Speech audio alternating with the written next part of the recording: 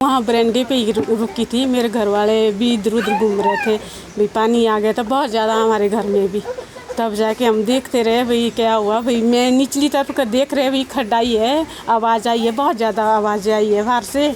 मैं निचली तरफ देख, फिर मैंने उन बुजुर्गों को देखा नीचे आने के लिए। फिर मैंने सोचा कुछ नहीं हुआ, ऐसे खड्डी आई होगी। एक ही ये आती तो है नहीं इतनी बड़ी ना, भाई एक ही साइड में आती है ये। फिर ऐसा पता नहीं था, वो दूसरी साइड पे भी आ गई उनके घर से, परली साइड से। उस टाइम हादसा हुआ 1:35 पे। जो बुजुर्ग लोग थे वो निचले घर में आए थे, जावेराम के घर में। हमने अपनी आंखों से देखा अपने घर से, और मोबाइल लिया था हाथ में, दोनों चल पड़े थे। रास्ता दिखने वाला था, पर ऐसा पता नहीं था पिछली साइड खड्ड आई है, हमने ये नहीं देखा है। फिर नीचे आयो 1:42 पे मुझे उमा देवी ने कॉल की, भाई बुआ हम मर जाएंगे, हम नहीं बच पाएंगे।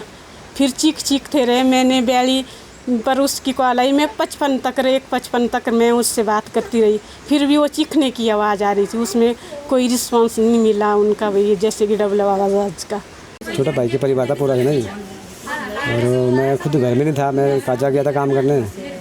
और उस दिन 30 तारीख को मतलब रात को मतलब बारिश बहुत हुई, और 11 बजे से बाद मतलब घमासान बारिश हुई, बहुत बारिश हुई।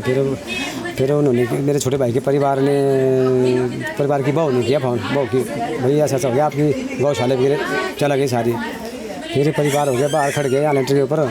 फिर लगे वार पार से मतलब ऐसे आवाज़ें डालने, भैया फ़ोन करने, भैया ऐसा कुछ नहीं है, भैया आप टिक जाओ, मतलब कुछ नहीं होता, भैया पानी आया तो थोड़ा बहुत है हमारे परे से, आप रह जाओ, कुछ नहीं होता। फिर ऐसे लगे मतलब सारा देने।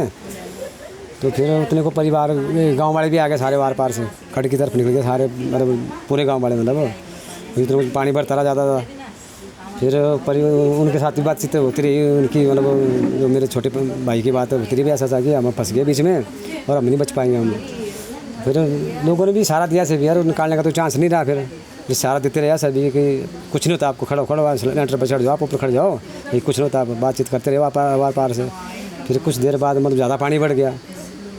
फिर उसके बाद ऐसा बोला ना, फ़ोन किया, मैं करता रहा फ़ोन उनको, वही ठीक है अभी शाम तक मकान खड़ा है, मतलब अभी तो दिख रहे पार बड़ा। तो कुछ दिन बाद 5-10 मिनट बाद ऐसा फ़ोन आया मेरे को, भैया मकान दिख रहा है, भैया कुछ नहीं दिख रहा, पर पानी दिख रहा है। अब मैंने सोच लिया, मैं कब आ गया होना, कहाँ बचना मकान है। 3-4 मकान थे, किसकी गौशाले थी, जो परिवार है वो भी सारा चला गया है।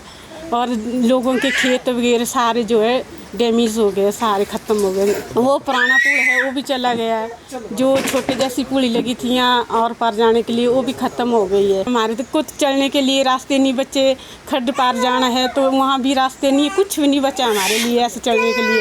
अगर राशन पानी भी लाना हो तो कैसे लाना, हमने बहुत ही दिक्कत की बात हो गई है हमारे को। अभी 7 में से 3 की मिली है अभी। एक तो छोटे भाई के घर वाले मिले जी, बाकी एक बेटा मिला छोटे भाई का भतीजा मेरा, तो एक पोती मिली मतलब 9 साल की। अभी 4 बाकी रह गए अभी। मैं यहाँ पर आने के लिए रोड होता है ना, वो भी बहुत कच्चा है, उसको भी पक्का करवाने को कहा है। जो यहाँ पर मेरे ताजी के घर है उनके नीचे भी एक डंगा लगवाना चाहिए पक्का, वो भी। और जो यहाँ से उधर को रास्ता है उधर भी एक पुल लगाना चाहिए, और जो बड़ी जीवनी खड्ड है उधर भी एक पुल लगवाना चाहिए।